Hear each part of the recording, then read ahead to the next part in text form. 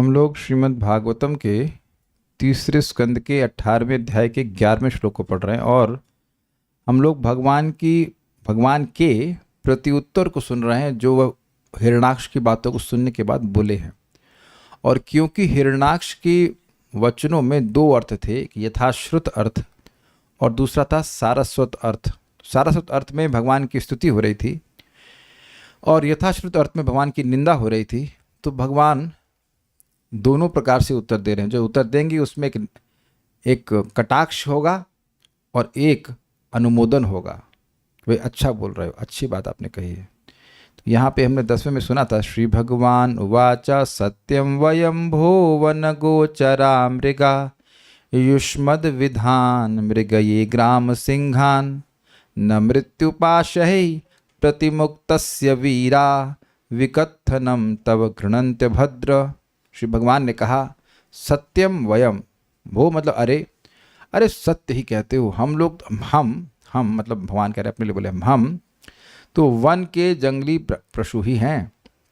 युष्मत विधान, आपके जैसे ग्राम सिंहान मृगये, कुत्तों को मारने के लिए ढूंढते हैं, है ना। फिर कहते हैं भगवान वीरा, जो वीर हैं वह उन लोगों के विकथनम, तब विकथनम मतलब तुम्हारे जैसे उन लोगों के जो आत्मश्लाघा है, आत्म प्रशंसा है, उसको नहीं ग्रहण करते हैं। क्यों? तो कहते हैं प्रतिमुक्तस्य मृत्यु पाश है प्रतिमुक्त से, जो तुम्हारे जैसे लोग मृत्यु के पास से मुक्त नहीं हैं उनकी आत्म प्रशंसा को वीर जन न गृणंती, नहीं स्वीकार करते हैं। मतलब वो कुछ भी बोलते हैं उसको फर्क थोड़ा पड़ता है, असार बात बोल रहे हैं। अभद्र मतलब हे दुष्ट। अब हम स्तुति पक्ष वाली बात नहीं ग्रहण कर रहे हैं, अभी आगे बढ़ते हैं। अब इसके बाद भगवान यहाँ पे कह रहे हैं, इसने ये कहा था कि ये जो पृथ्वी है ये ब्रह्मा जी ने हमको दी है, इसको तुम कहाँ लेके जा रहे हो। तो भगवान यहाँ कहते हैं सत्य बात है, हमारे जैसे लोग आपकी वस्तु को लेके जा रहे हैं क्योंकि हमको, और जा रहे हैं और भाग भी रहे हैं क्योंकि हमें लज्जा नहीं आ रही।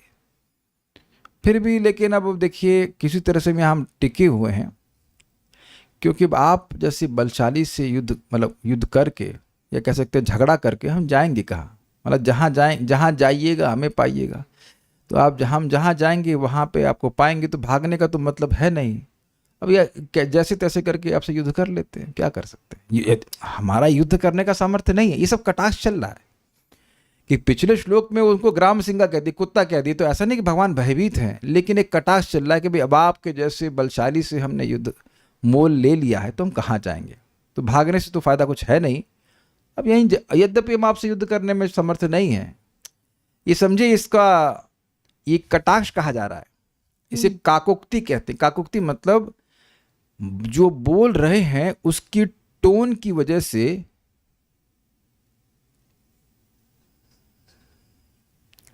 जो बोल रहे हैं उसके टोन की परिवर्तन से व्यक्ति का जो आशय है वह अलग हो जाता है। भैया आपसे बुद्धिमान तो कोई है ही नहीं। अब इसका क्या मतलब है, ये सब कभी आप लोग सुने इस तरह का शब्द, भैया आपसे बुद्धिमान तो भैया कोई है। तो अब आप तो ब्रह्मा है कहने का मतलब क्या है, आप ब्रह्मा हैं नहीं मतलब ये मजाक बनाया जा रहा है। तो ये कहने के स्टाइल से, कहने के टोन से अर्थ चेंज हो जाता है। इसने बोला था ना भगवान को कि तुम गतः ह्रिया, तुम्हें लज्जा चली गई, तुम भाग रहे हो इत्यादि इत्यादि। तो भगवान कह रहे हाँ भैया हम तो लज्जा से रहित हैं आपकी पृथ्वी जो है, जो ब्रह्मा जी ने आपको पृथ्वी दी थी, उसको लेके भाग रहे हैं, कितने लज्जाहीन हैं हम। क्या सब लोग इस सूक्ष्म अर्थ को समझ गए? मुझे समझाना पड़ेगा। भगवान लज्जाहीन क्या है भाई? ब्रह्मा जी क्या रसातल वासियों को पृथ्वी दिए थे? नहीं दिए थे, लेकिन फिर भी ये कटाक्ष कहा जा रहा है कि हाँ भाई आपको तो आपकी पृथ्वी जो है, जो ब्रह्मा जी आपको दिए थे, उसको लेके हम जा रहे हैं। कितने लज्जा, कितने निर्लज्ज हम हैं, ऐसे करके तो कटाक्ष बोल रहे हैं। इससे गुस्सा आएगा और गुस्सा आना जरूरी है हिरण्याक्ष का, और बढ़ना जरूरी। एते वयम न्यास हरा रसौकसाम गता ह्रियो गदया द्रावितास्ते। एते वयम न्यास हरा रसौकसाम गतरियो गदया द्रावितास्ते। तिष्ठामहेथापि कथञ्चिदाजौ स्थेयं क्व यामो बलिनोत्पाद्य वैरम्। तिष्ठामहेथापि कथञ्चिदाजो स्थेयं क्व यामो बलिनोत्पाद्य वैरम्। एते वयं न्यासहरारशौकसां गतह्रियो गदया द्रावितास्ते। एते वयं न्यासहरारशौकसां गतरियो गदया द्रावितास्ते। तिष्ठामहेथापि कथञ्चिदाजौ स्थेयं क्व यामो बलिनोत्पाद्य वैरम्। तिष्ठामहेथापि कथञ्चिदाजो स्थेयं क्व यामो बलिनोत्पाद्य वैरम्। बोलिए। एते वयं न्यासहरारशौकसां गतरियो गदया द्रावितास्ते। एते वयं न्यासहरारशौकसां गतह्रियो गदया द्रावितास्ते। तिष्ठामहेथापि कथञ्चिदाजौ स्थेयं क्व यामो बलिनोत्पाद्य वैरम्। तिष्ठामहेतापि कथञ्चिदाजौ स्थेयं क्व यामो बलिनोत्पाद्य वैरम्।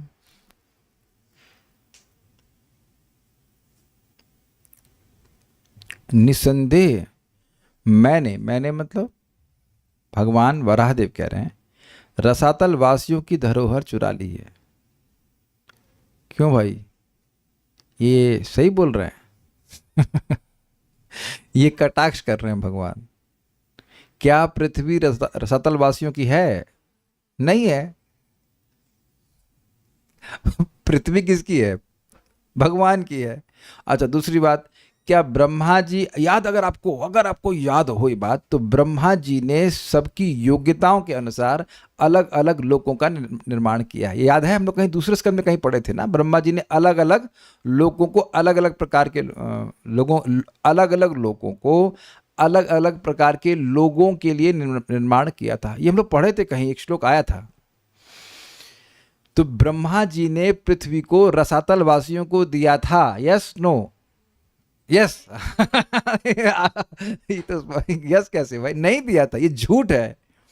तो ये एकदम झूठ है, इसको भगवान स्वीकार कर रहे हैं, मतलब पीटने के चक्कर में है। भगवान वराह को, क्षमा कीजिएगा, वराह देव भगवान हिरणाक्ष को पीटने के चक्कर में, तो इसलिए ऐसा बोला। हाँ भैया, तुम्हारी पृथ्वी को लेके जा रहे हैं हम, सही कह रहे हो, झगड़ा करना है ना। तो इसलिए भगवान ऐसा बोल रहे हैं कि सही बात है, हमने रसातल वासियों की धरोहर चुरा ली। धरोहर का मतलब समझते हैं? धरोहर से क्या मतलब होता है? जो किसी के पास धरी गई हो, क्या कहते हैं? अमानत कहते हैं ना, अमानत। हाँ भैया, आपकी अमानत चुरा रहे हैं। आपने देखा होगा कि ये झगड़े में ये शब्द तो कभी ना कभी जरूर आपने बोला होगा या सुना होगा कि हाँ भैया, तुम्हारी अमानत चुरा रहे हैं। तो ये अमानत चुरा रहे हैं, इससे कोई संदेह नहीं है। तो एक पहला कटाक्ष। और सारी शर्म खो दी है। क्यों शर्म खो दी है? कि भाई दूसरे की वस्तु चुरा रहे हैं ओपनली लेके, और उस पर भाग भी रहे हैं। यद्यपि तुम्हारी शक्तिशाली गदा से मुझे कष्ट हो रहा है, किंतु मैं जल में कुछ काल तक और रहूंगा। मतलब मैं तो भाग रहा था आपसे, और आपकी गदा को देख के मुझे डर लग रहा है। गदा मारे नहीं है, गदा को देख के डर लग रहा है, फिर भी मैं यहाँ रुकूंगा। क्यों रुकोगे? जब तुम्हें मेरी गदा से कष्ट हो रहा है तो तुम रुकोगे क्यों? देखिए, आप कहेंगे जब गदा चलाई नहीं तो कष्ट कैसे होगा, है ना? तो कोई डकैत है या आतंकवादी है, वो गन लेके आ जाए, जब गोली मारेगा तभी कष्ट होगा, या देख के ही कष्ट होना शुरू हो जाएगा? स्वीकार है कि नहीं? है कि नहीं? स्वाभाविक सी बात है। कोई ईंटा लेके मारने का प्रयास करे तब भी डर लगता है कि नहीं लगता? तो आप ये देख रहे हैं कि इसने गदा चलाई नहीं है, बोल रहा था गदा से फोड़ दूंगा सर। तो क्या वो कुछ सुंदर ट्रीटमेंट भगवान का करने वाला था? नहीं, उसकी इंटेंशंस बहुत खराब थी। कोई कोर्ट केस का डर तो है ना था उसको, कोई डर नहीं था। कोई आतंकवादी है, उसको डर तो है नहीं कि पुलिस पकड़ लेगी, कोई शराब, उसको पुलिस से क्या डर है भाई? वो तो गोली मारने के लिए आया है ना। Just see that attitude. Power भी है उसके पास एटलीस्ट उस समय, और उसकी इंटेंशन भी खराब है। आप वही अस्त्र एक आर्मी के जवान के पास देखते हैं तो अपने आप को निश्चिंत समझते हैं, तो इंटेंशन आप जानते हैं उस व्यक्ति की कैसी है। तो ये गदा देख करके कष्ट तो होना ही है, भय होगा ना, भय भी तो एक प्रकार का कष्ट है। भगवान को भय नहीं है, लेकिन भगवान बोल रहे हैं कि आपकी गदा को देख के हमको बड़ा कष्ट हो रहा है, फिर भी हम रुकेंगे। मतलब भय हो रहा है फिर भी हम रुकेंगे। क्यों? क्योंकि तुम जैसे पराक्रमी शत्रु से शत्रुता ठान कर अन्यत्र जाने के लिए मेरे पास कोई ठौर भी नहीं है। ठौर भी नहीं मतलब ऑप्शन नहीं है, जगह, ठौर मतलब जगह नहीं है। यस, एक्चुअली जगह नहीं है। कहाँ जाएंगे हम? जहां जाएंगे तुम खड़े हो जाओगे, भाई तुम स्वर्ग जीत लिए हो, तुम नीचे विभावरी को तक पहुंच गए, तो ऊपर से लेकर नीचे तक सभी लोगों में तुम्हारी पहुंच है, तो हम बचेंगे कहाँ? तो जब बचने से फायदा नहीं है तो फिर युद्ध किया जाए। मतलब भगवान ऐसा प्रस्तुत कर रहे हैं कि अब क्या करें, आपसे युद्ध तो हम कर नहीं सकते, सामर्थ्य नहीं है, लेकिन अब बच नहीं सकते, तो चलो अब युद्ध ही कर लेते हैं। हाँ, ऐसे करके बोल रहे हैं। एते वयम, ये हम। अब एक इंटरेस्टिंग बात है, ये एते वम, हम का वयम का मतलब क्या हुआ? अरे ये हम लोग जो है ना, हम लोग ऐसा बोलते हैं ना, ये हम लोग, इस तरह से प्रयोग किया गया है। एते वयम, ये हम मतलब हमारा क्लास कह सकते हैं, वी बेसिकली वी का सेंस है। इस पे आचार्यों ने कुछ खोला और मतलब और नहीं बोला है कि एते का कुछ और मतलब है। एते मीन्स इन दैट सेंस कि एते वयम is just a way of saying कि हम, ये हम लोग जो है ना इस प्रकार के। इससे पहले भगवान वयम का प्रयोग कर चुके, भाई हम तो पशु हैं, उसी तरह से वयम बोल रहे हैं, ये हम जो है। रसौ का साम, रसौ का साम मतलब रसातल में रहने वाले, रसातल वासियों की न्यास हराहा। न्यास मतलब आपने सुना एक शब्द करन्यास? जब हम लोग तिलक लगाते हैं तो बोलते ना ओम केशवाय नमः, तो यहाँ पे भगवान को स्थापित करते, तिलक स्थापित करते। न्यास का मतलब होता है स्थापित करना, स्थित होना। और हरा मतलब उपहार वाला हरा, उपहार। तो न्यास हरा मतलब ब्रह्मा जी ने आप रसातल वासियों को ये पृथ्वी उपहार रूप में दी थी। तो ऐसे धरोहर को चुराने वाले हैं हम, इसलिए अतएव गतहरिया, निर्लज्ज है। दूसरे की वस्तु को चुराने वाला निर्लज्ज होगा कि नहीं? तो भगवान ये कटाक्ष में कह रहे हैं, सब कटाक्ष की बात चल रही है कि भाई आपकी देखिए धरोहर है, कितने खराब आदमी हैं हम, कितने निर्लज्ज। सही कहा आपने, गतहरिया, हम लोग की लज्जा बिल्कुल चली गई है, एकदम आपके देखते देखते चुरा के लेके जा रहे हैं। ये एक और इंटरेस्टिंग बात है कि मान लीजिए हिरण्याक्ष नहीं देख रहा होता और चुरा के ले गए होते तो भी कोई दिक्कत नहीं थी, लेकिन सामने सामने कोई चुराए तो बड़ा निर्लज्ज कहा जाएगा ना। क्या कहते हैं, चोरों के लिए भी अलग अलग शब्द है। चोर होता है, एक चोट्टा होता है चोट्टे कहीं के, मतलब एकदम चुपचाप नहीं, चुपचाप ले जाए तो आदमी कम से कम देखे भी ना, वो सामने सामने लेके भाग रहा है। जेब कतरे होते ना, लेके लेके तुरंत भागते हैं, तो हम बहुत निर्लज्ज है। सही बात है, आपने सही कहा, निर्लज्ज। हाँ, ठग भी कह सकते हैं। और फिर कहते हैं और ते गदया द्राविता, तुम्हारी गदा के डर से हम भाग गए हैं, मतलब भाग रहे हैं। द्रावित तो समझते होते हैं, द्रवण, भागना। आ जाओ, यद्यपि सामर्थ्य नहीं है कि युद्ध में तिष्ठाम है, हम ठहर सकें, अथापि कथनचित, फिर भी कुछ कुछ स्थेयम, सामने खड़े हैं। मतलब यद्यपि हमारा आपसे युद्ध करने का सामर्थ्य बिल्कुल नहीं है, फिर भी खड़े हैं। क्या करें, मजबूरी है आपसे युद्ध करना। मतलब ऑप्शन होता भागने का तो देखिए हम भाग ही जाते, भाग ही रहे थे ना, अब तक खड़े नहीं थे ना, हम निर्लज्ज हैं भाई। ऐसे भगवान कटाक्ष कर रहे हैं, भाग ही जाते, लेकिन अब क्या करें, मजबूरी है आपसे युद्ध करना, तो हम युद्ध कर रहे हैं। क्यों? क्योंकि बलिना, बलवान शत्रु से वैरम उत्पाद्य, वैर वैर करके या वैर को उत्पन्न करके, क्व याम, कहाँ जा सकते हैं हम, कहाँ जा सकते हैं। याम तो समझते हैं, जाना। अब इंटरेस्टिंग है कि उत्पाद्य, वैरम उत्पाद्य, इससे क्या सूचित हो रहा है कि भगवान, झगड़ा किससे शुरू किया? भगवान ने ना, ना ना, हिरण्याक्ष ने नहीं। देखिए शब्द का लिखा, बलिना वैरम उत्पाद्य, आपके जैसे शत्रु से वैर उत्पन्न करके। झगड़ा कौन शुरू किया? भगवान शुरू किए ना। पृथ्वी नहीं लेके जाते तो हिरण्याक्ष कुछ नहीं कहता। तो भगवान ये कह रहे हैं कि भाई गलती तो हमने करी है, आपसे झगड़ा हमने उत्पन्न किया, अब कहां भागेंगे हम? कुछ ग्रहण कर रहे हैं कि नहीं? ये सारी बातें आप, उम्मीद है कि कटाक्ष का सेंस समझ रहे होंगे। पृथ्वी इनकी नहीं है, अपनी ही पृथ्वी को कोई लेके जा रहा है तो अब क्या झगड़ा, उसमें क्या वैर करने वाली बात है। लेकिन ये गड़बड़ तो ये कर रहा है हिरण्याक्ष। लेकिन भगवान बोल रहे कि हमने वैर उत्पन्न किया, अब हम कहाँ बचेंगे भाई, गलती हमारी, क्या कर सकते हैं, तो युद्ध तो करना ही पड़ेगा। एते वयम, ये जो हम है ना, हम है का मतलब तो ऐसे ही है हम है मतलब ऐसे ही है हम। न्यास हरा रसौकसाम, ये जो रसातल वासियों को पृथ्वी दे दी गई है ब्रह्मा जी के द्वारा, उसको हम चुरा रहे हैं। क्यों भाई, क्यों चुरा रहे हैं? कहते हैं कहता हिरिया, क्योंकि हमें लज्जा नहीं है भाई। और अच्छा, चुरा रहे हो तो भाग क्यों रहे हो? तो कह रहे हैं गदया द्रावितास्ते, आपकी गदा से हमें बहुत भय हो रहा है इसलिए हम भाग रहे हैं। तो फिर रुक क्यों गए? फिर रुक क्यों गए? आपने याद ही होगा कि भगवान रुक गए, पृथ्वी को स्थापित किया जल पर और उन पर पुष्प वर्षा हो रही, तो फिर रुक काहे गए? भाग रहे थे, डर रहे थे। तो कह रहे हैं डर के जाएंगे कहाँ? तिष्ठामहे अथापि, अथापि मतलब फिर भी, कथनचित तिष्ठामहे, किसी तरह यहाँ रुके हुए हैं। मतलब अब ये अच्छा ऐसा दिखा रहे हैं कि भगवान कमजोर हैं इनसे। कथनचित तिष्ठामहे, अथापि कथनचित तिष्ठामहे, आ जाओ। यद्यपि देखिए हम युद्ध में आपके बराबर नहीं हैं, लेकिन फिर भी रुके हैं। स्थेयम, यहाँ हम युद्ध में आपसे रुकेंगे, क्योंकि बलिना उत्पाद्य वैरम क्व यामः, आप जैसे बलशाली से वैर उत्पन्न करके हम कहाँ जाएंगे? अर्थात हम कहीं नहीं जा सकते, जहाँ जाएंगे आप वहीं मार देंगे, तो यहीं युद्ध कर लेते हैं, ये बात कहते हैं। इस तरह की बातें आपको बड़ी आगे दशम स्कंद में भी खूब सुनने को मिलेंगी, जब भगवान किसको मारते हैं?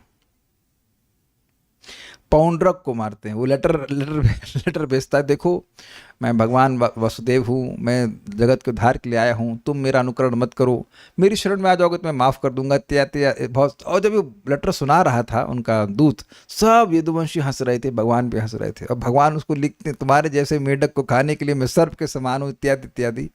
वही दूत जा करके वो सारी बातें पौंड्रक को सुनाता है और वो बड़ी पेशेंटली सुनता भी है।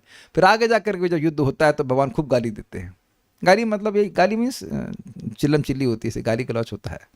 क्षत्रियों के लिए युद्ध करने से पहले गाली गलौच जरूरी है। यहाँ भी आप देख ही रहे कि युद्ध से पहले ये कर देंगे, न्यूक्लियर चला देंगे, ये कर देंगे, वो कर देंगे, ये हो जाएगा, वो हो जाएगा। उसके बाद जो थोड़ा बहुत झगड़ा होता है सो होता है, लेकिन जरूरी है झगड़े से पहले थोड़ी सी वाणी कठोर प्रयोग होना ही चाहिए, मज़ा नहीं आएगा। नहीं तो आप तो बड़े अच्छे हैं, आइए चाय पीजिए, तो ऐसे खुना को युद्ध होता है। श्रीधरी, श्री भगवान ने कहा, हाँ हम लोग रसातल के धरोहर को चुराने वाले हैं तथा निर्लज्ज है। सही कहा आपने। तुम्हारी गदा के भय से भागकर हम यहाँ आ गए हैं। यद्यपि हम तुम्हारे साथ युद्ध करने में असमर्थ हैं, फिर भी युद्ध करने के लिए यहाँ रुके भी हैं। यदि पूछो कि क्यों रुके हो, तो उसका उत्तर है कि मुझको यहाँ रुकना ही पड़ेगा। क्यों भाई? क्योंकि तुम्हारे जैसे बलवान से वैर करके हम कहाँ जा सकते हैं? मतलब कहीं नहीं जा सकते। कोई ऐसा स्थान भी तो नहीं है जहाँ कि हम जा कर रहे हैं। जहाँ जाएंगे वही तुम आ जाओगे और तुम युद्ध करने लगोगे। तो अच्छा है कि भागने से अच्छा यहीं युद्ध कर लें, जो होना है वो यहीं हो जाए। ठीक है, तो सारा दर्शनीय। विनय युक्त कथन के द्वारा उपहास करते हुए भगवान कह रहे हैं। अब आप ये बताइए कि इसमें भगवान का विनय सूचित हो रहा है कि नहीं हो रहा है? मैं कहूं किसी को तुम चोर हो, हाँ सर हम चोर हैं तो है कि नहीं? तुम मेरी पृथ्वी लेके जा रहे, हाँ सर आपकी पृथ्वी लेके जा रहे हैं। तुम मुझसे मेरी गदा को, मैं तुम्हारा गदा से तुम्हारा सर फोड़ दूं, हाँ सर आपकी गदा से बड़ा डर लग रहा है तो ये विनय हुआ कि नहीं हुआ?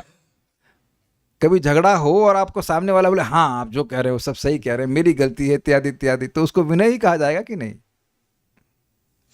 हम वेदवादी से कई बार मतलब इस प्रकार का उपहास करते हैं। कुछ मान लीजिए गिर गया, ये मेरी गलती है कोई करता हो कि नहीं? तो आप जानते हैं कि ये एकदम उपहास है, गलती मेरी नहीं है, इनसे कुछ छूट गया, लेकिन नहीं घबराओ मत, गलती मेरी है, ये सब मेरी वजह से हो रहा है। तो आप जान रहे हैं कि ये शब्द, ये जो बात बोली जा रही है, इसका कोई मतलब शाब्दिक अर्थ आप नहीं ग्रहण कर सकते। आप लोग अभी ऐसा करते हैं, ऐसा होता है भाई हमारी गलती है, सब कुछ हमारी गलती है ऐसे करके। तो आप जान रहे हैं कि आपकी गलती नहीं है, लेकिन आप बोलेंगे ऐसा। ये एक एक्सटर्नल विनय है।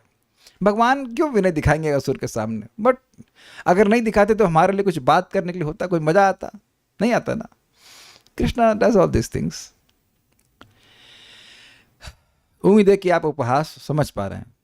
जो अनंत बलशाली है वो, उसके सामने किसी का बल एकदम छोटा है, कोई चींटी मेरे सामने कुछ बोले तो मैं कहूँ हाँ हाँ मैं तो निर्लज्ज हूँ इत्यादि। अरे चींटी को चापट मारेंगे, हम लोग मारते नहीं हैं, लेकिन एक हाथ मारेंगे मर जाएगी, और आप देखेंगे ऐसा ही होने वाला है। लेकिन लीला में भगवान इस प्रकार से बोल रहे हैं, उपहास कर रहे हैं उसका। न्यास हराहा अर्थात जो वस्तु अर्थात पृथ्वी ब्रह्मा द्वारा रसातल में निवास करने वाले तुम्हारे पास सौंपी गई थी, उसे हमने हरण कर लिया है। ये सही कह रहे हैं आप, गलत नहीं कह रहे। द्रावितः अर्थात मैं तुम्हारे द्वारा गदा के प्रहार से ताड़ित और दूर कर दिया गया हूं। यद्यपि चलाया नहीं है, लेकिन भय है, मतलब समीपवर्ती समय में। अथापि अर्थात फिर भी मैं असमर्थ होते हुए भी इस युद्ध क्षेत्र में किसी प्रकार अवस्थित हूँ। मतलब इतना भयभीत हूँ भाई, लेकिन और युद्ध भी नहीं कर सकता, फिर भी कहाँ जाऊंगा, ऐसा डर प्रस्तुत भगवान कर रहे हैं। और यदि तुम कहो कि इस प्रकार के कष्ट को उठाने की क्या आवश्यकता है, मतलब आप मुझसे डर रहे हैं, तो भाग जाइए यहाँ से, इतना क्यों भयभीत हो रहे हैं। Make sense. आप लोगों को याद होगा कि जब मम्मी झाड़ू उठाती थी तो वहाँ पे आप अपना वीरता नहीं प्रस्तुत करते थे, भाग जाते थे, है कि नहीं। कोई भागा है आपसे, मम्मी ने जब झाड़ू उठाई हो तो भागते थे। और एक पॉइंट पे आप देखे होंगे कि आप थोड़े बड़े हो गए तो ऐसा पॉइंट आ जाता है कि मम्मी पकड़ नहीं पाती हैं, तो हम लोग अपना बड़ा पुरुषार्थ मानते हैं कि देखो हम कितने तेज़ हो गए हैं कि मम्मी पकड़ नहीं पा रही, तो उससे मम्मी भी तेज़ हो जाती हैं। ये भागेगा तेज, उससे पहले पहले झाड़ू नहीं उठाएंगी, पहले हाथ पकड़ती हैं, याद है। और कह हाथ सामने मत लाओ हाथ सामने लाओगे तो और मारूंगी याद आ रहा सब सीन। तो अब वहाँ आप देखोगे भगवान से सब चीज लीला चली आ रही, भगवान को माता यशोदा छड़ी दिखा रही तो भागे वहाँ से। तो अब नहीं यस, तो अब अगर क्या वहाँ रुक जाए तो छड़ी मारती तो नहीं, लेकिन भय था कि मारती। तो कह रहे हैं कि आप वो भय हो रहा है हमारी गदा से, तो अब रुके क्यों हैं यहाँ पे, भाग जाइए यहाँ से। ये होता ही है ना, कोई मान लीजिए गुंडा पीछे लगा हो या कुछ ऐसा लगा हो, तो आप स्कूटर ऐसे करके भाग जाएंगे, तो ऐसा कर शांति मिले, भाई बच गए। तो अब पॉइंट ये है कि इस प्रकार का कष्ट क्यों उठा रहे, काहे खड़े हो गए आप, भय हो रहा है आपको, क्या दिक्कत है, क्यों नहीं भाग रहे हैं। अपनी इच्छा से पलायन कर जाओ ना तुमको कौन रोक रहा है। अरे भाई अभी तक तुम भाग ही रहे थे, तो अब और भाग जाओ, तुमको कोई रोक रहा है क्या। तो इसका उत्तर देते हुए भगवान कहते हैं कि स्वयमेव अर्थात मुझे यहीं स्थित रहना होगा। क्यों भाई, क्योंकि क्वयामः अर्थात तुम्हारे समान बलशाली शत्रु से विरोध अर्थात शत्रुता उत्पन्न करके भी मैं कहाँ जाकर प्राणों की रक्षा करूंगा। सभी स्थानों पर तो तुम्हारा अधिकार है। और ये बात एक तरह से सत्य थी कि भाई स्वर्ग में भी जा चुके हैं, विभावरी नीचे के समुद्र में चला गया था, वहां भी गया था, तो सब जगह तो तुम पकड़ लोगे हमको, तुम भागेंगे कहाँ। वेल इंटरेस्टिंग बात है कि गर्भ सागर के तल में भगवान गए थे और पृथ्वी को उठाए, तो जो वहां हिरण्याक्ष पहुंच गया, जो कि बेसिकली अगर कहा जाए तो इनएक्सेसिबल है, अग्रीड, स्वीकार है। गर्भ जल तो अथाह है ना भाई, तो नीचे जब एकदम मतलब नॉट लिटरली अथाह क्योंकि ब्रह्मांड के अंदर है, लेकिन फिर भी बहुत बड़ा है ना। इस समय मैरियाना ट्रेंच समझते हैं आप लोग, नहीं समझते होंगे, कोई नहीं। वरुण प्रभु आप समझते हैं मैरियाना ट्रेंच, तो लिख लीजिएगा और सर्च कीजिएगा मैरियाना ट्रेंच क्या होता है। समुद्र में भी एक खाई प्रकार की होती है, उसमें वो और लोएस्ट पॉइंट होता है। तो अभी तक का जहाँ तक हम समझ सुने हैं, समुद्र का सबसे गहरा, हम पृथ्वी के समुद्र का सबसे गहरा जो पॉइंट है उसे मैरियाना ट्रेंच कहते हैं। कितना है हमको नहीं पता, 10,000 किलोमीटर समथिंग है, 10,000 किलोमीटर नहीं, 10 किलोमीटर से उससे भी और अधिक गहरा, 10,000 नहीं, 11 किलोमीटर, ठीक है भाई, 10-11 के हिसाब से, मतलब एवरेस्ट भी डूब जाएगा। तो वहां अगर कोई कुछ कर रहा है तो उसको कौन जानेगा, वहां कौन जाएगा भाई। तो जब पृथ्वी का इतना गहरा समुद्र है और वो लिटरली इनएक्सेसिबल है, इनएक्सेसिबल क्या कहेंगे इसको, दुर्गम है, जहां नहीं जा सकता।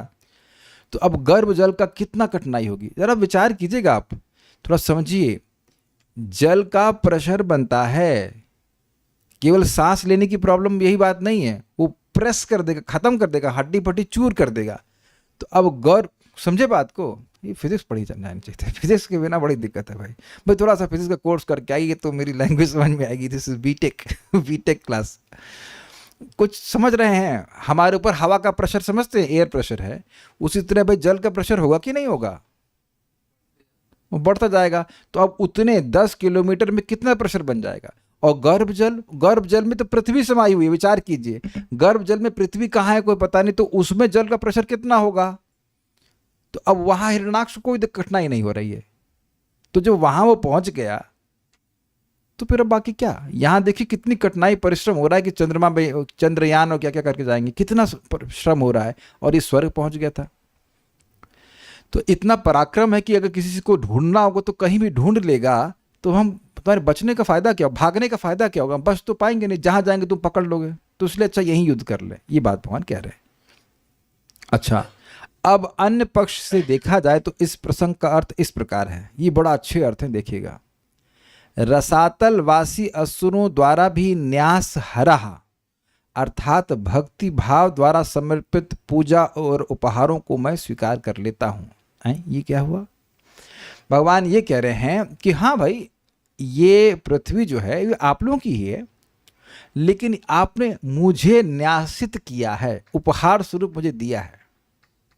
न्यास हरा मतलब आप लीडर हैं, आप असुरों के लीडर हैं, आपने ये पृथ्वी मुझको दी, इसलिए मैं लेके जा रहा हूं। तो आप कहेंगे भाई इसने तो दी नहीं, इसने तो दी नहीं है। लेकिन आप अगर याद कर सके तो एक सारस्वत अर्थ में आया था, मतलब यथाश्रुत अर्थ ये था कि तुम इस पृथ्वी को लेके जाओगे तो तुम कल्याण के साथ नहीं लेके जाओगे। लेकिन सारस्वत अर्थ था कि पृथ्वी को आप ले जा रहे हैं तो आप मेरी सारी संपदा भी लेके जाइए। याद आ रहा है? तो उस अर्थ के अनुसार यहां पर भगवान बोल रहे हैं कि ये पृथ्वी मुझको उपहार स्वरूप दी गई, बड़ी भक्ति भाव से असुरों ने दी है, मैं इसको जरूर स्वीकार कर रहा हूं। तो अब इस पे कहे तुमको लज्जा नहीं आती असुरों से ग्रहण करने में? आप बताइए कितना मजेदार है। अरे हम असुर हैं, तुमसे विरोध में चलने वाले, तुमको शर्म नहीं आती है? असुरों से, अपने शत्रु से उपहार ग्रहण करते हो।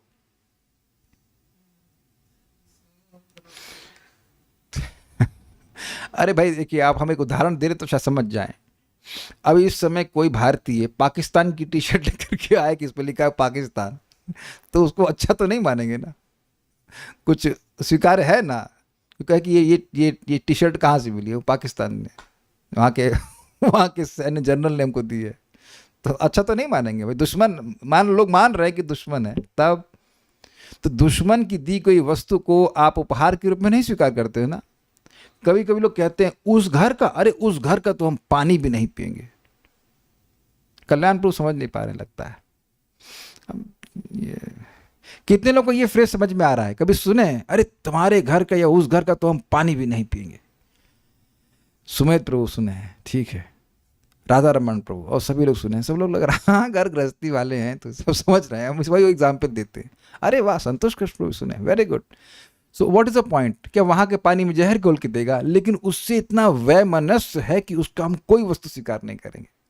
तो यही बोल रहे हैं तुमको लज्जा नहीं आती। जैसे एक इंटरेस्टिंग बात देखना कि आपकी मान लीजिए किसी ने अवमानना करी, किसी ने अपमान किया या कुछ खराब कहा, और आपका भाई वहां खाना खा के आ जाए, तो आप क्या बोलेंगे? क्या बोलेंगे? वेदवाद नहीं, पता नहीं हुआ है कि नहीं हुआ कभी आप संग, क्या बोलेंगे आप? वहां से खाना खा के आया जहाँ वेमनस से। अरे इतना संस्कृत ना बोलेंगे लेकिन तुमको शर्म नहीं आई? हमसे इतना झगड़ा करा है उसने और तुम उसके हाथ का खाना खा के आ गए, शर्म नहीं आई? तो उसी तरह से यहाँ पे कह रहे तुमको लज्जा नहीं आई, तो असुरों को मारते हो। याद है बोले थे कि तुम्हारा कोई बल नहीं है, तुम योग माया से असुरों को मारते हो। तो इतने असुरों को तुम मारे हो, असुरों के तुम पुराने शत्रु रहे हो, और उनसे तुम उपहार ले रहे, तुमको लज्जा नहीं आई?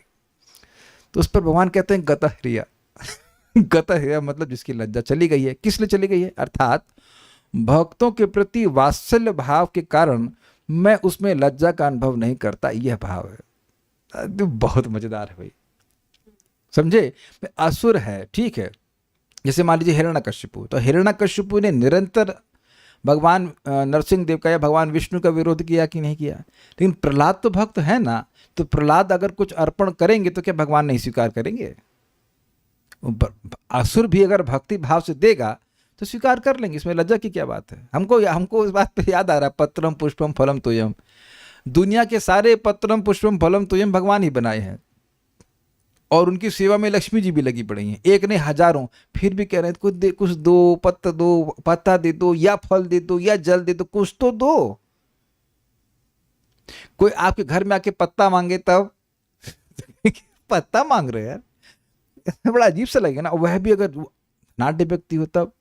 लेकिन भगवान अपने भक्तों की दी गई वस्तु को स्वीकार करते हैं उनकी भक्ति के कारण। तो कह रहे हमें लज्जा नहीं आती है क्योंकि आप भक्ति भाव से दे रहे हैं, पूरी पृथ्वी समर्पण कर रहे हैं ना। आपको याद है ना, सारस्वत अर्थ था कि हमारे सारे इस पृथ्वी को ले जाइए और हमारे सारी संपदा को भी ले जाइए। तो ये भक्ति भाव हुआ कि नहीं हुआ? तो उस सारस्वत अर्थ के अनुसार बोल रहे हैं कि क्योंकि आप भक्ति भाव से दे रहे हो इसलिए हमको लज्जा नहीं आ रही, यद्यपि हम असुरों को मारे हैं, असुरों के चिर शत्रु रहे हैं। ओके, उसका कारण क्या है? मतलब ये आपका चित्त जो है लज्जा का अनुभव नहीं कर रहा है, आपका वात्सल्य भाव के कारण। भगवान ने कहा कि वात्सल्य भाव के कारण मैं लज्जा का अनुभव नहीं कर रहा हूं। तो प्रश्न ये हो जाएगा कि आपका ये वात्सल्य भाव कैसे उदित हो गया मेरे प्रति? तो कह रहे हैं उसका कारण है क्योंकि गदया अर्थात तुम्हारी स्तुति वचनों के द्वारा द्राविता अर्थात मेरा चित्त द्रवीभूत हो गया है। अब जरूर कल्याण प्रभु के मन में क्वेश्चन मार्क होगा कि गदया का मतलब ये क्या हुआ, गदया का मतलब स्तुति कैसे हो गया? तो अगर मैं इसका एक्सप्लेनेशन रख देता तो आपके मन में और 6 क्वेश्चन बन जाते, क्योंकि पाणिनि सूत्र के अनुसार कुछ बता गया जिसके बारे में हम नहीं जानते, इसलिए छोड़ दिया, इसलिए नोट दिया गया ये कुछ संस्कृत के नियम से हुआ है। अब जाइए जाकर के पढ़ के आइए पाणिनि सूत्र तो समझ में आ जाएगा, उसको हम छोड़ दे रहे हैं। हाँ, पानी पी लीजिए, ठीक रहेगा। पाणिनि सूत्र से कुछ बनना है कि गदया जो शब्द है वो स्तुति हो गया। हमको कुछ वहाँ से हम पकड़ रहे थे, गद वाचा, वहाँ से कुछ होता होगा, लेकिन यहाँ पे गदया का अर्थ लिया गया स्तुति वचनों के द्वारा। याद है ना कि सरस्वती जी इस हिरणाक्ष मुख से भगवान की स्तुति कर रही थी, तो भगवान कह रहे हैं कि तुम्हारी स्तुति वचनों को सुन करके मेरा हृदय द्रवित हो गया है, वात्सल्य से भर गया हूँ, इसलिए तुमने जो पृथ्वी दी है उसको मैंने स्वीकार कर लिया, मुझे क्यों लज्जा आएगी, इतने प्रेम से दे रहे हो। ठीक है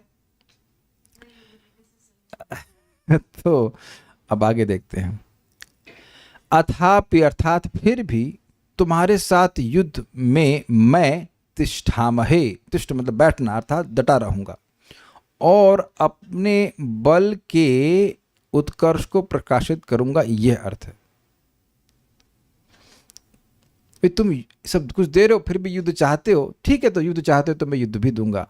फिर कहेंगे यदि तुम कहो कि हे प्रभु वैकुंठ जाकर सुखपूर्वक निवास करें, इस युद्ध क्लेश की क्या आवश्यकता है? तो उत्तर दिया गया है स्थेयम, अर्थात मैंने युद्ध सुख के लिए अर्थात वीर रस के आस्वादन हेतु सनक आदि मुनियों द्वारा शाप के कारण तुम्हारे साथ शत्रुता उत्पन्न कराई है, इतनी सारी सेटिंग करी है, इसीलिए ना। अतः हे बलशाली, तुम्हारे साथ युद्ध भूमि में मेरा टिके रहना आवश्यक है, मैं और कहाँ जाऊंगा? अब देख रहे मैं और कहाँ जाऊं, अर्थात मुझे वीर रस का अनुभव और कौन कराएगा? हम कहाँ जाएंगे भाई? वैकुंठ छोड़ करके यहाँ पे आया हूँ युद्ध करने के लिए, तो अभी युद्ध से विरत हो गया, युद्ध नहीं किया, तो ये मजा कौन देगा भाई? मैं ऐसे समझ रहा हूँ जैसे आप 12 किलोमीटर दूर जाए गोलगप्पे खाने के लिए, और गोलगप्पे वाला कह रहे आप इतना परिश्रम क्यों किए? तो कह रहे अरे तुम्हारे गोलगप्पे के अलावा हमें कौन खिलाएगा इसीलिए तो हम आए हैं। अग्रीड है ना? तो सारा परिश्रम इसीलिए किए, भगवान ने सारा सेटिंग इतना सब कुछ किया ताकि वो युद्ध कर सकें। तो अगर ये कहें कि प्रभु आपको दिक्कत होगी, युद्ध में क्लेश होगा, तो कहते नहीं, यही इस वीर का रस का आस्वादन करने के लिए हम आए हैं, और आपके अलावा हमें कौन ये रस प्रदान कर सकता है, इसलिए हम कहीं नहीं जाएंगे, युद्ध जरूर करेंगे। तात्पर्य, असुर को समझ लेना चाहिए था कि ईश्वर को किसी दूसरे स्थान में नहीं भगाया जा सकता क्योंकि वह सर्वव्यापी हैं। ये काफी इंटरेस्टिंग पॉइंट है। देखिए, हम ये सोचते हैं कि भगवान मंदिर में है और उसमें कोई संदेह नहीं है, लेकिन ऐसा नहीं है कि भगवान आपके घर में नहीं है। और इसको आप एक एग्जाम्पल से आप समझ सकते हैं कि पहले लेट्स से 10 साल पहले, 10 साल तो ज़्यादा बोल रहा हूँ, मतलब हाँ 10 साल, 10-12 साल पहले, नहीं और पहले करिए, लेट से 20 साल पहले। तो अगर आपने कहीं टिकट कराना है, मुझे अच्छे से याद है कि 2003 या 4 में हमें टिकट कराना होता था, तो कोई और तरीका नहीं है, आपको 20 किलोमीटर जाना है, आपको लाइन में खड़ा होना है, उसके बाद टिकट मिलेगा।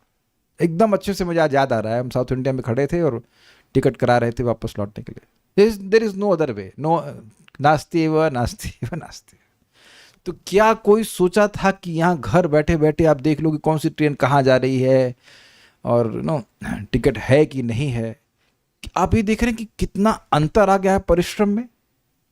वहाँ हमको ये भी नहीं पता होता था कि कौन सी ट्रेन जा रही है। अग्रीड, याद है ना वो एक आध दो ट्रेन जिससे हम लोग रेगुलर रूट पे जा रहे हैं तो मालूम रहता था, बाकी कौन सी ट्रेन कहाँ जा रही कुछ भी नहीं पता रहता था। Absolute darkness.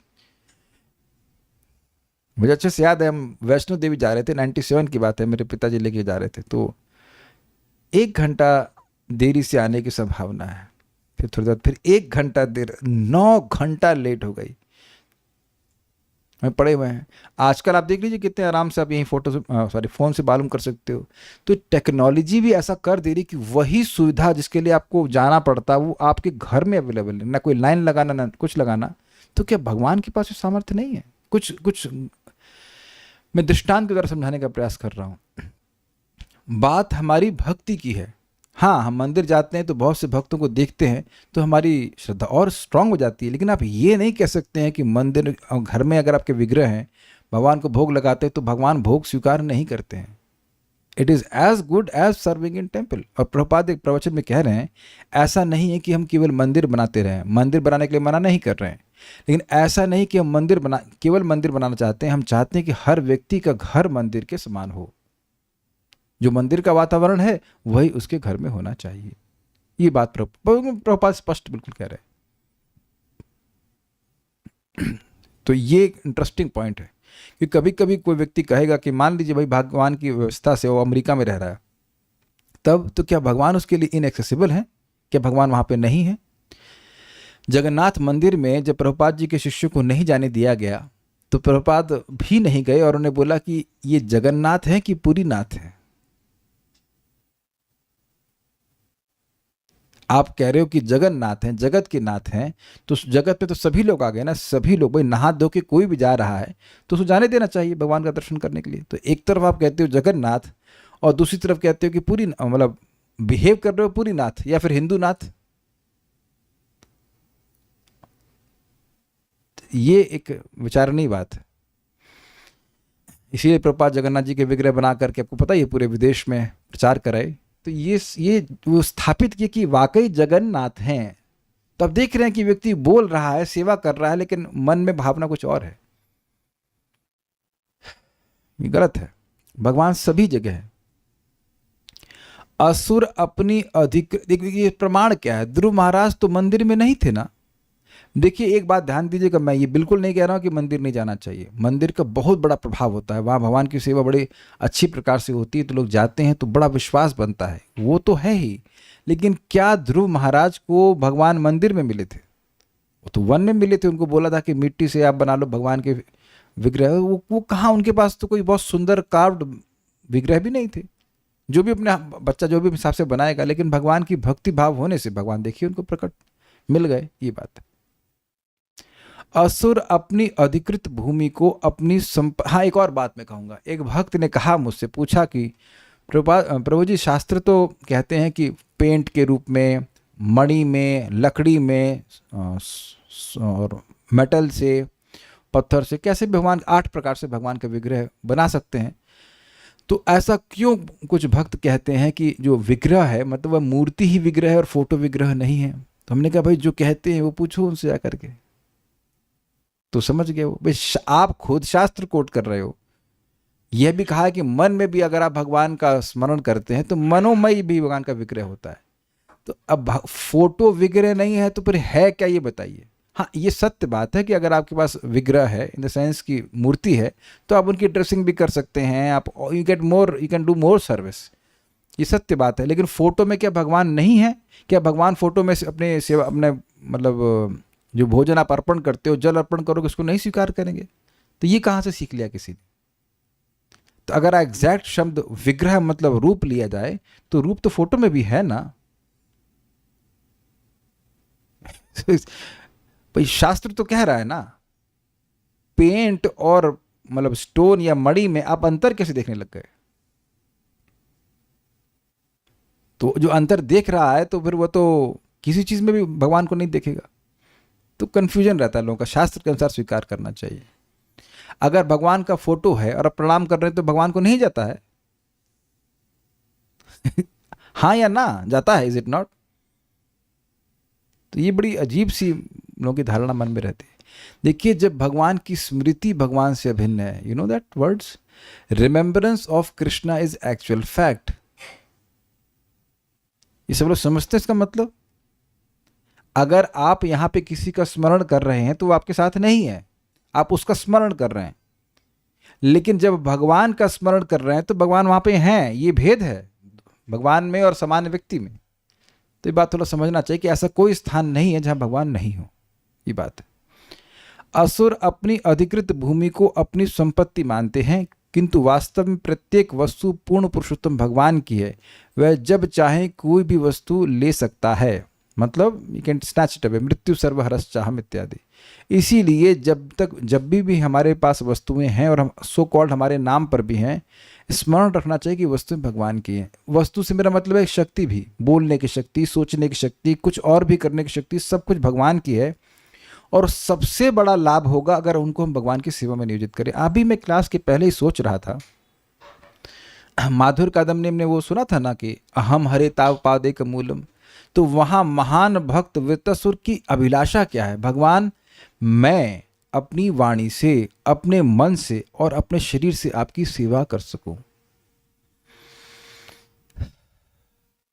जो परमहंस वैष्णव हैं, जिनकी स्तुति से भागवत को चिन्हित किया जा रहा है कि भागवत कौन सा ग्रंथ है जिसमें श्री वृत्तासुर की प्रार्थना है, वो क्या एस्पायर कर रहे हैं।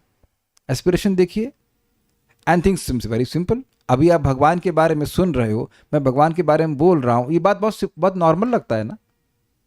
बहुत नॉर्मल लगता है, कौन सी बड़ी कॉम्प्लिकेटेड चीज़ है। आप जब कर लेते हैं, प्रसाद ग्रहण करते हैं, थिंग्स आर सो सिंपल। लेकिन इसके लिए वो एस्पायर कर रहे हैं। बेसिकली पॉइंट ये है कि इंद्रियों की वृत्ति अगर भगवान में लग रही है तो ये हमारे जीवन की सफलता। वी आर ऑलरेडी सफल, हम ऑलरेडी सफल हैं अगर इंद्रियों की वृत्ति भगवान में जा रही, मन, वाणी या शरीर भगवान में लग रहा है। और इसी की ट्रेनिंग हर व्यक्ति को दी जानी चाहिए। बेसिकली ट्रेनिंग क्या दी जानी चाहिए कि सुख दुख में सम रहते हुए हर परिस्थिति में प्रयास करे व्यक्ति कि वो भगवान की सेवा मन से, वाणी से या शरीर से करता रहे, किसी न किसी तरह से भगवान की सेवा में लगा रहे। ये ट्रेनिंग दी जानी चाहिए, ये उसके जीवन की सफलता है। अब मैं सब क्यों कह रहा हूँ? यानी ये समझते हुए कि सब कुछ भगवान का है तो उनकी सेवा में ही लगना चाहिए। सिंपल सी बात। जैसे सारी गन्स मिलिट्री की, गवर्नमेंट की होती हैं, तो मिलिट्री वाले तो सोचते नहीं गन लेके जाऊंगा मैं लोगों को डराऊंगा, ये देखो मेरे पास AK-47 है। ऐसा संकल्प भी वे नहीं कर सकते हैं। बहुत अच्छी शिक्षा हमको मिलती है इससे, संकल्प भी नहीं कर सकते हैं। तो उसी प्रकार से हम लोग के पास जो भी वस्तुएं हैं कुछ समय के लिए हैं, अगर उसे भगवान की सेवा में लगा दिया हमने तो हमारा बहुत बड़ा लाभ है, मैक्सिमम लाभ है, ये कहना चाहिए।